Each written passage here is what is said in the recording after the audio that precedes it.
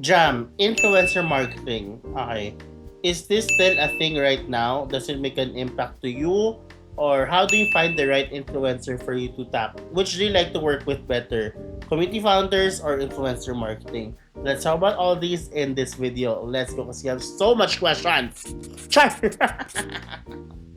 Hey guys, it's Sean, the founder of Barangay University and community, and welcome to my latest result, the VA Sorcerer Live. And for this video, let's talk about our topic called Another Strategy, Influencer Marketing. Okay.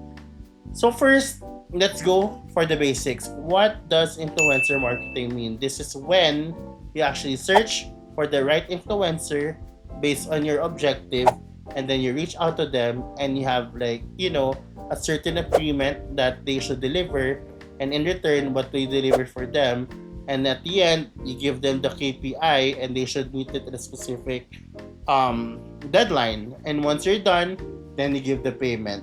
Okay, so that's how influencer marketing works. Okay, so KPI is very important and they have to know the objective why they're gonna do this. Okay, so Jam, second question was, how do you know if you are looking for the right, or if you're speaking to the right influencer? Number one is the niche. Are they actually in the right niche where I can find the right audience? Number two, their audience. Okay, are they speaking to the audience that I'm looking for? Right. Number three, okay, are their audience active, collaborative? No.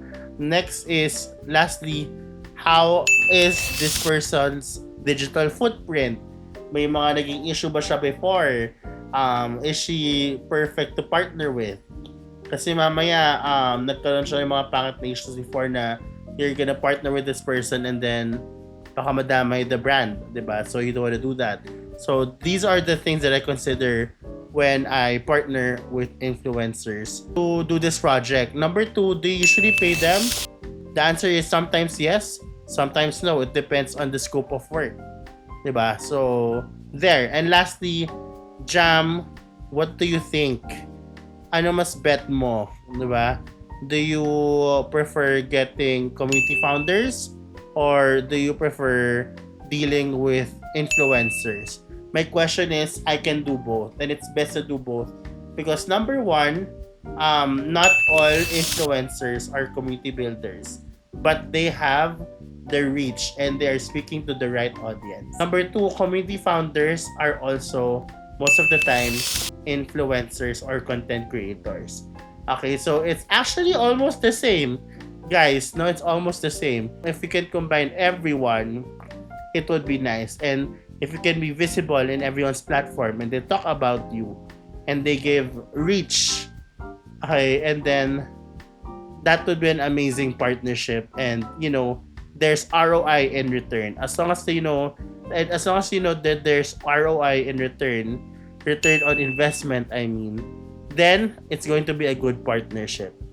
Okay, so I suggest if you're gonna start, you can do with both. If you don't have the budget yet because you're starting pa lang, then maybe you can start with affiliate management first, with affiliate with affiliate program first. Some influencers will say yes, some will not allow, and that's okay. At least you're able to reach out to them.